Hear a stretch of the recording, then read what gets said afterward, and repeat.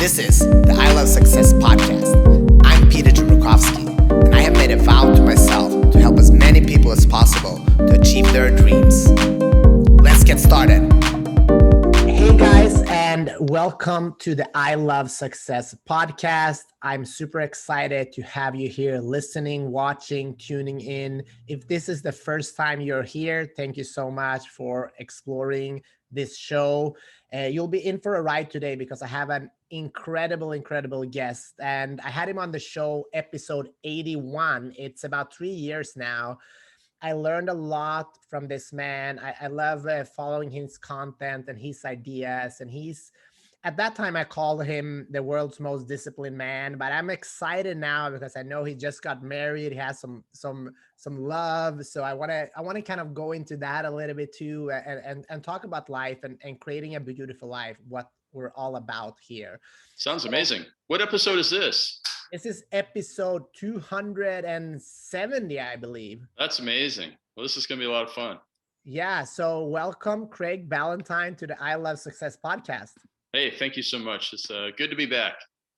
Yeah, it's awesome, man. And one thing that one thing that happened to me, you probably don't remember this, but we talked a lot about being a good interviewer because you have interviewed so many people. And I really tried to do a really good show with you the last time. And there was one moment in that show that I've been thinking about for 3 years now. And oh my goodness. Yeah. And you gave an opening to talk about a very sensitive subject, but I never followed up with that question. So if it's okay with you, I'm going to start with that question and see where we can go from there. Absolutely. So I know you mentioned you were talking about, you had Ed Mylett on your show when you asked him how his father stopped drinking. And oh yeah. I know your father was an alcoholic. So I just wanted to talk about that because there's a lot of people here listening that have limiting beliefs because something that have happened when they grew up. So can you just talk a little bit about that experience and how you were able to still create a good life for yourself? Yeah, it's funny. I wrote a big, long article about this on the weekend for my coaching clients. And so my father became an alcoholic when I was a young boy. And I don't know why, but, it certainly caused a lot of tension around the house and a lot of embarrassment for our family. And, it definitely ended up killing him in the long run. He had colon cancer, then he had liver cancer, and he died at a young age, 69 years old. But that didn't stop me, Peter, from actually going and becoming a binge drinker myself, like the classic binge drinker who drinks on the weekends. So yeah. I did that for like 10 years, and that led to my anxiety attacks and stuff like that. But, I always thought that I was different than him because I never had social drinks. It was either one night a week of heavy drinking or just no drinking at all. Like I would never go out with friends and they're going to get a burger and I'm going to get a burger and they're going to get a beer and I'm going to get a beer. I'd never have the beer. I'd just have something. I'd have like a Coke or something like that. Cause it's just like, why would I drink a beer? I only drink to get drunk. So, my father passed away too early. It taught me a lot of lessons about what not to do. And, I eventually gave it up, and I gave it up through several things. In fact, I for the last 10 years, I would have one drink once a month, so I would have maybe probably 10 to 20 drinks in a year. And I recently quit drinking completely. And it was because it just wasn't worth it. Like if you use something like I use this Aura ring now, and your Aura ring, if you use any type of sleep data, you'll see that you get very, very poor sleep, even on one alcoholic drink. So imagine 5 or 6.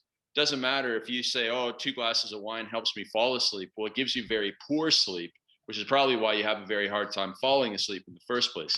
So I realized, okay, I don't want to be a drinker. So I decided to remove myself from environments that led me to drinking. I decided to remove myself from people who I only spent time with when I was drinking.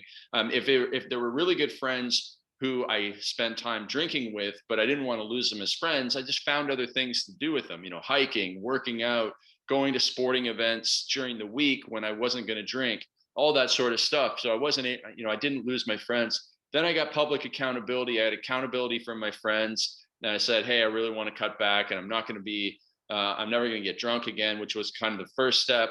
For a while, I hovered around 2 to 3 drinks, but then once in a while, you would have 4 or 5, and you'd feel like absolute crap the next day. And I really reminded myself, don't beat yourself up about the 4 or 5 drinks, but remember how you feel right now. So the next time you're tempted to have that second drink, just stop there. And I think I got into more mindful drinking, and people like taking the edge off. One drink will do it.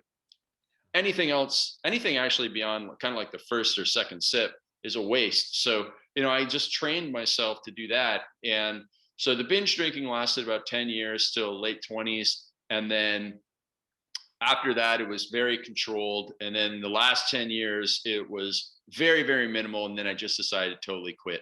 So anybody who's listening to this, the same things apply to any bad habit. So if you want to quit binge eating, you want to quit binge drinking, you want to quit cigarettes, you want to quit procrastinating, it's simply about making a plan, making a commitment, getting social support, getting accountability, checking in with people, telling the world that you're going to make these changes, and you tell the world, like on your Facebook page or Instagram or whatever. And once you tell the world, make that commitment, you don't want to feel like a hypocrite, so you never let them down. And I know I have some clients and some friends who say, "Oh, if I drink again, I'm going to donate $1,000 to this political party or this political party." And I've seen people do that for hitting the snooze button too.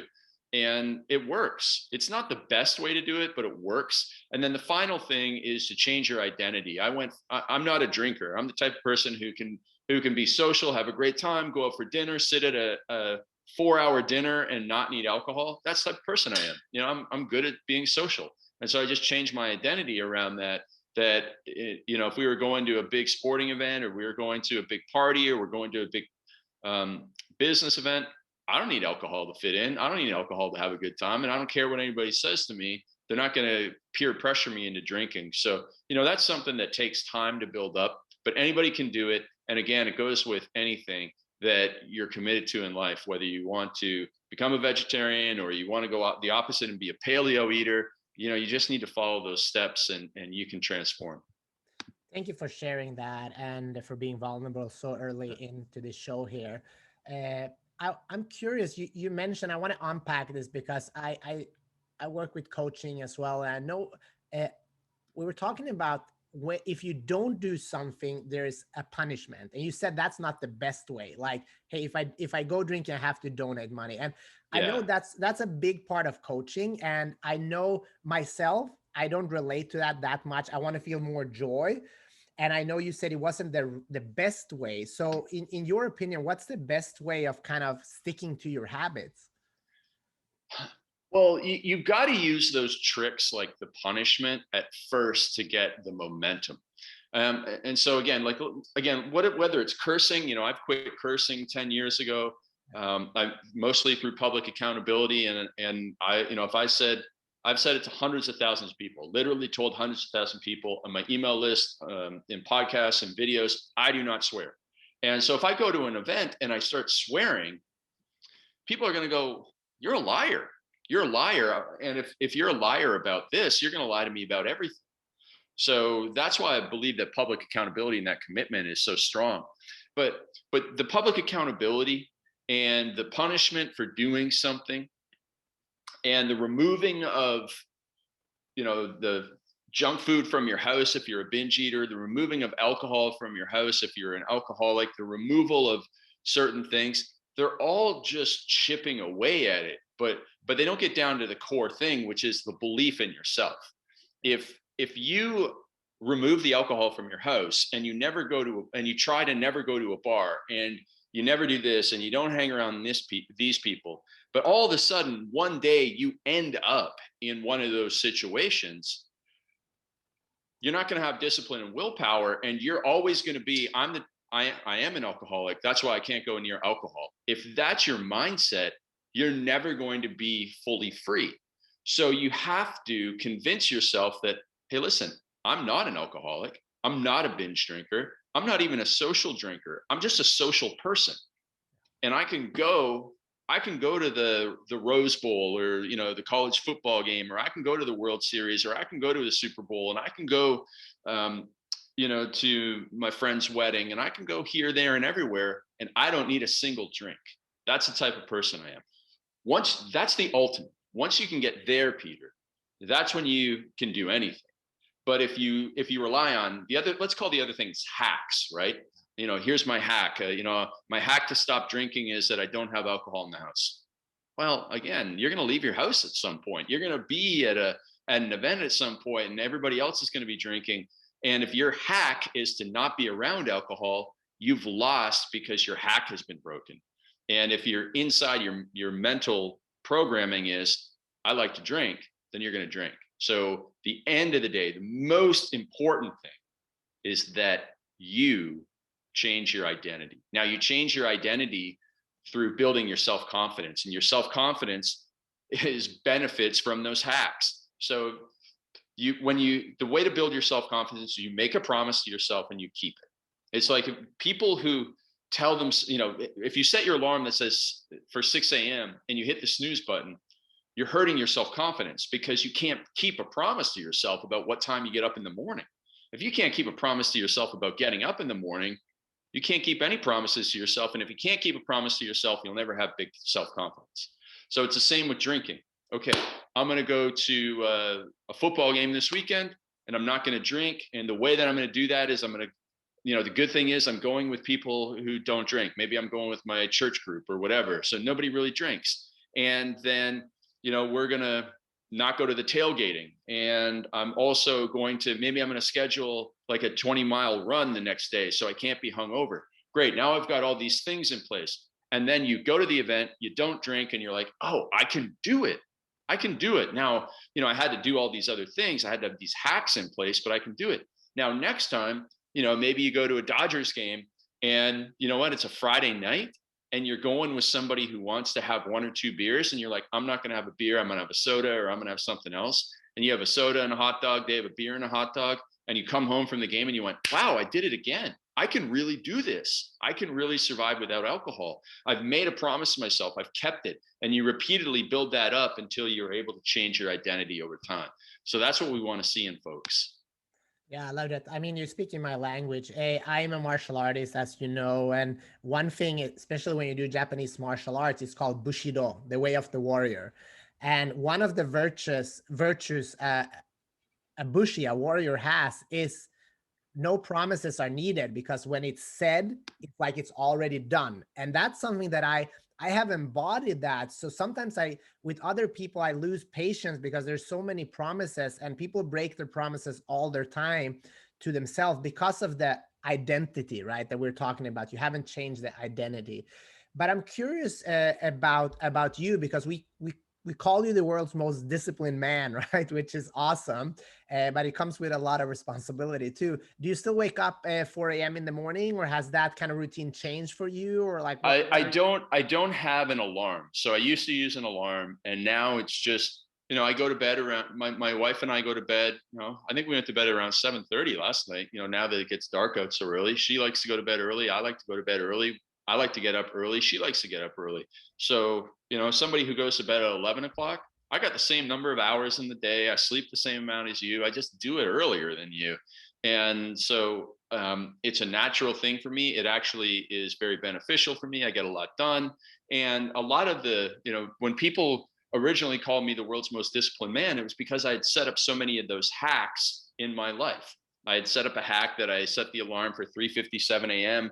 And I made a promise to everyone that I don't hit the snooze button. And I wrote in my book that I get up at 3:57 a.m. And I promised my friend Bedros Keuilian that I don't hit the snooze button. So I'm never going to hit the snooze button because of those things. Now, I wanted to hit the snooze button some mornings, but because of the hacks, the promises and that sort of stuff, I wasn't going to. And then it just got to the point where it became a habit. So I made that a habit. Now I don't need the alarm. Now I get up anywhere from 3:30 to 4:15. As long as I'm in that range, I'm fine with it.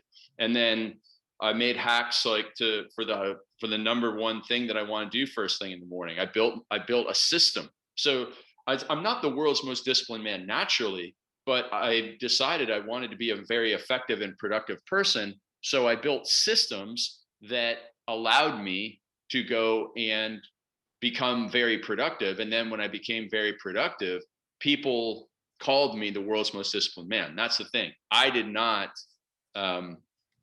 call myself that. Yeah. It was just that everybody else couldn't figure out how I got so much done. And if you get a whole lot done, people think that you're very disciplined. But it was just, oh, okay, I just need a system so that the system pushes me in the direction of success rather than allowing me to wander in the direction of failure.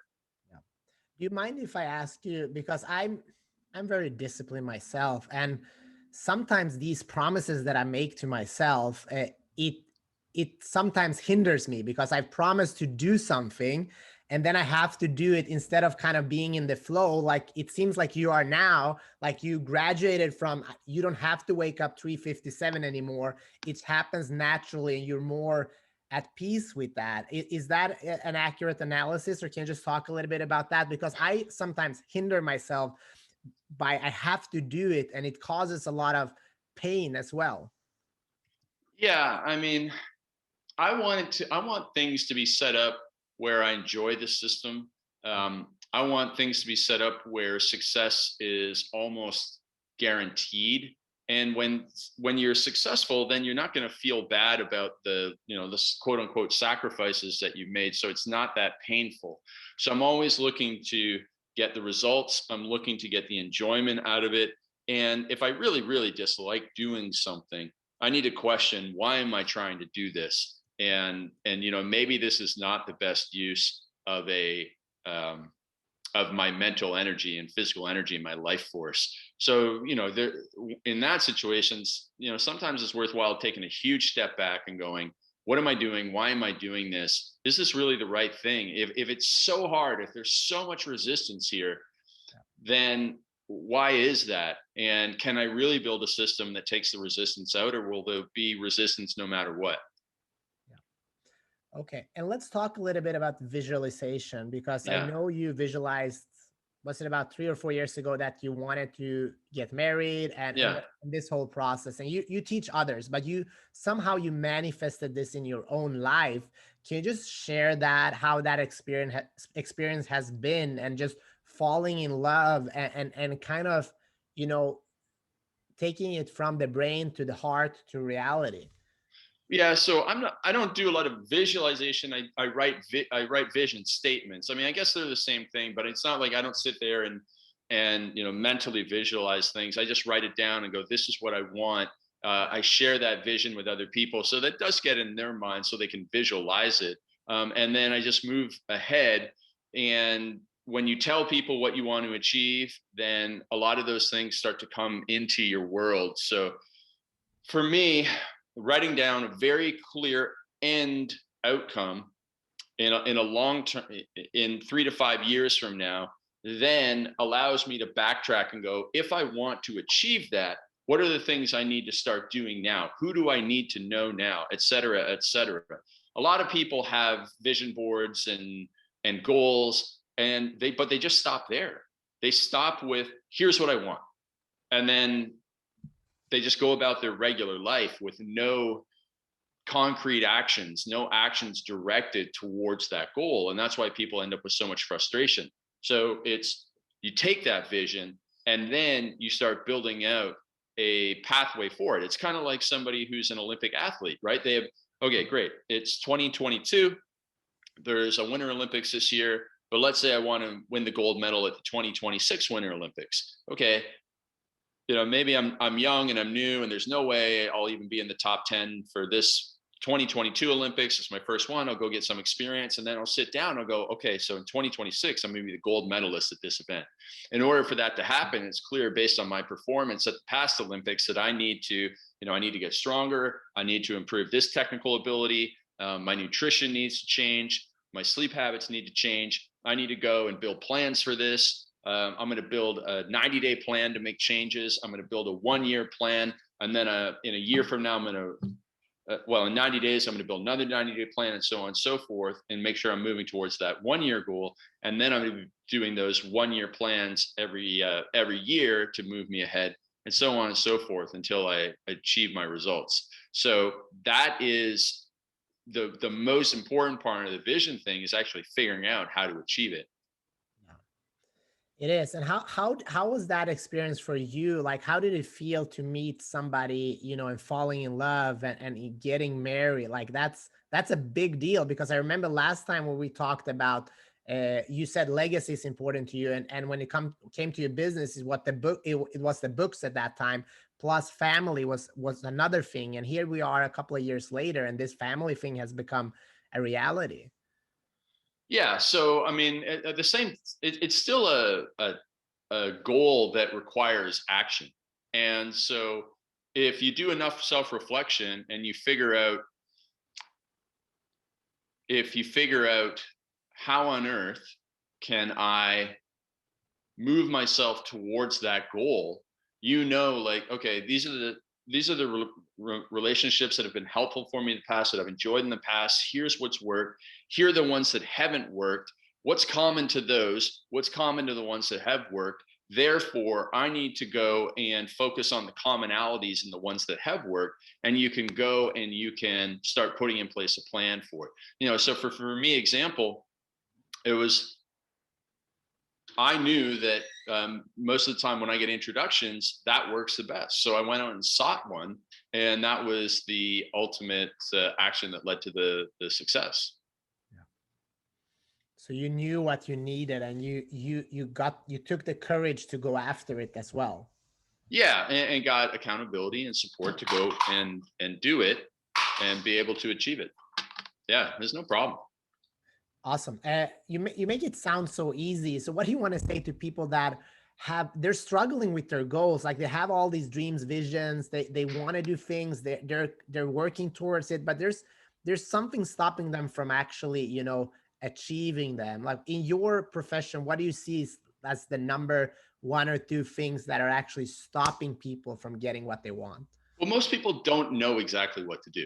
So they know what they want, and they know they're willing to work hard.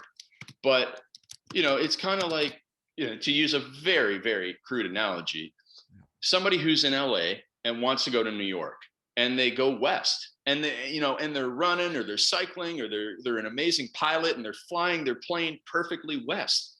Well, that's stupid. You're never going to get to where you want to get to, because you don't know how to achieve the goal. You know how to do the things, the tactics, but you don't have the strategy to get there. And so you can get somebody who's not actually very good at running, cycling, or flying a plane. Well, maybe not flying a plane, but or maybe doesn't have a great plane. But as long as they go east, they're going to achieve their goals, because their coach told them, go east, don't go west. The last thing you want to do is go west from LA if you want to get to New York. And so it's the same thing with people who can't achieve their goals. It's like somebody who wakes up on January 1st and wants to lose 30 pounds. And they do all the wrong things. They're getting bad advice, or they're not getting any advice at all. And they think that they're just going to go and make the plan, when all they had to do was go and hire a personal trainer who's helped thousands or even dozens of people lose 30 pounds, and they get a shortcut to success. So that's probably the biggest missing link, is they don't have the treasure map. They're willing to go to the desert island and wander around with a pickaxe and dig all the holes that they possibly can, but they aren't willing to ask for the treasure map from the pirate beside them, who has the treasure map, who would show them exactly where to dig the one hole that they needed in order to have the treasure chest. But for some reason, people just figure, oh, I'm smart enough to do it on my own, when they're not. And that's the problem.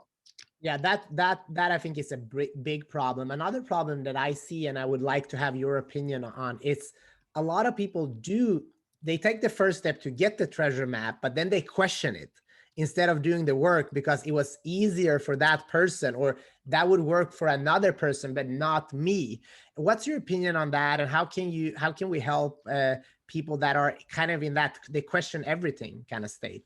Well, I mean, honestly, those people, I can go and help people who are not as skeptical. There's plenty of people that want help. There's plenty of people that are open to help. And if you're going to sit there and go, well, listen, I've got 3.1 kids, and the example you used, your success story only had 2.73 kids. I've got 3.1. I'm totally different. It's not going to work for me. And it's like, fine, because after I explain to you how it will work for you, then you'll come up with another excuse. You got 1.7 dogs, and all the examples I've got, people only had 1.1 dogs. Well, I'm so sorry. Like it's not worth my energy and effort to go and try and convince that person when I've got all these other people over here waving, choose me, I'll do anything. I'll just go and help them because they're gonna be the type of person who's gonna actually get the results. So I wish them well, but it's not my job to convince a skeptic. I like it. One thing that you write about, and I just read a post of yours on Facebook, is success loves speed. Can we just talk about that? And what does that mean, that success loves speed? Yeah. So my mentor, Dan Kennedy, taught me this, and he said success loves speed, because if you go out and you start taking massive action right now, you'll attract interest, you'll attract attention, you'll attract opportunity. But if you just sit there and you wait and you hesitate and procrastinate, that's obviously not going to attract anything into your life. So if you want to be successful in any area, you need to get that plan as quickly as possible. Because when people see you moving with speed, they're like, hey, what are you doing? Can I be involved? Do you need help? When you go around asking for people, hey, can you help me with this? They're like, yeah, okay, blah, blah, blah. Do you need any other help here? Can I give you more help? And so moving quickly is very, very important. And I know, because every single person I know who is successful doesn't just sit around and procrastinate or twiddle their thumbs. They are real massive action takers. Now, of course, they do the right thinking and they build the plan and they build the strategy. They don't just go out and, like the example before, they don't just go out unaware and, start sprinting as fast as they can west from LA if they want to get to New York. They go out very quickly and ask for the best way to get to New York. And then once they've got a pretty good idea that, yeah, that's the best way to go to New York is to go northeast, then they get moving. And when they get moving, a whole bunch of other good things happen. But if you don't move, nothing good is going to happen. Yeah, it's so true. And I think a lot of people get stuck in the planning phase, and then the person who does the work, even if not the smartest or the best, they reap the rewards, right? What are you I always say, actually, Peter, I always like to say that I know a lot of dumb millionaires, a lot of people who you would say, wow, that guy's a real male bimbo. A lot of some of my friends, and it's because when they're told what to do by their coach, they don't go, oh, well, I already knew that, or I know a better way to do it. No, their coach tells them, hey, listen, you're going to go and shut this business down, and you're going to go and put that time and energy into this business, and you're going to go and talk to this person, and you can use this strategy. And they do exactly what you tell them.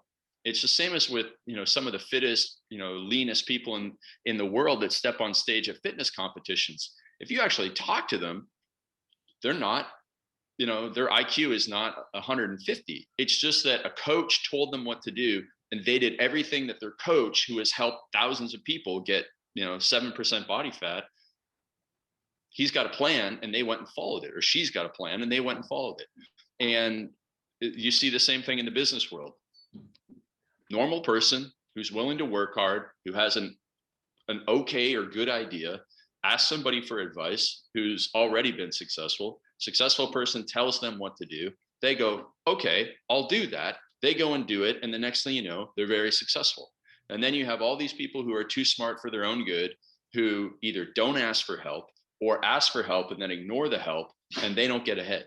And then they get all upset about the person who they see. It's like, how is that person successful? It's because they did what they were supposed to do.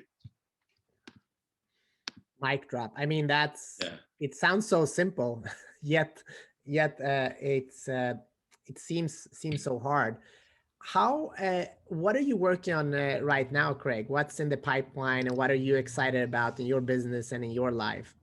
Yeah, so we're Craig proofing my business, which means, minimizing the need for me to be doing, working in the business, only spending time working on the business, so that, I've got my first kiddo on the way with my wife. And so when we have our baby in March, we're going to, really want to be able to spend time, get my work hours down, just doing the critical things, and bringing on great people in the meantime to, have the coaches, have the salespeople, have the marketers and then empowering those people to make the right decisions based on the core values and the vision of the business. And it's kind of the same thing that works in your life can work in your business as well. And so that's what I'm up to.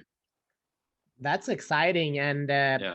how are you dealing with that, being so disciplined? And I don't know if you're like that, but I know sometimes myself, I want people to do it my way, which is sometimes hard when you work with other people.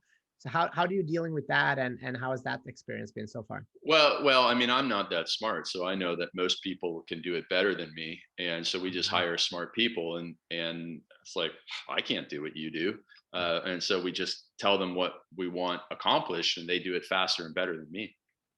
Oh wow. And that's a great way of seeing it. And I mean, the world is amazing, and there's so many smart people, and that you can actually hire them and they can help grow your business. It's quite remarkable. Yeah, absolutely. So, two final questions to you. What if somebody wants to, achieve a goal? What's the process for that? Do you write it down, and or like how what's the easiest way to just get started? Well, so somebody tells me what they want to do. We get a very clear definition of the outcome goal. We break it down into the three most important process goals, action steps. Then we break down into the next 28 days exactly what needs to be done every single day. And the next thing you know, we're halfway there probably in most cases. So that's how we set things up, and then we just give them massive accountability and hold them to it. Yeah, I mean, it's all about execution and knowing what to do, right? Sounds very good strategy in the whole thing. You know what to do, and you just go out and do it. Absolutely. Uh, Discipline. Final question: what does discipline mean to you, and how can it help someone in their life? I would say it's just making the right decision right now uh, for your right life. And so, whether that means making the right decision at a meal, or making the right decision at what time to go to bed, or making the right decision at what time to get out of bed, or making the right decision of what to do with the first 90 minutes of your day, making the right decision means that you have had discipline. So, it's make the right decision for your right life right now and always. Awesome. Thank you so much, Craig Ballantyne, for your time. If people want to connect with you, work with you, where can they find you?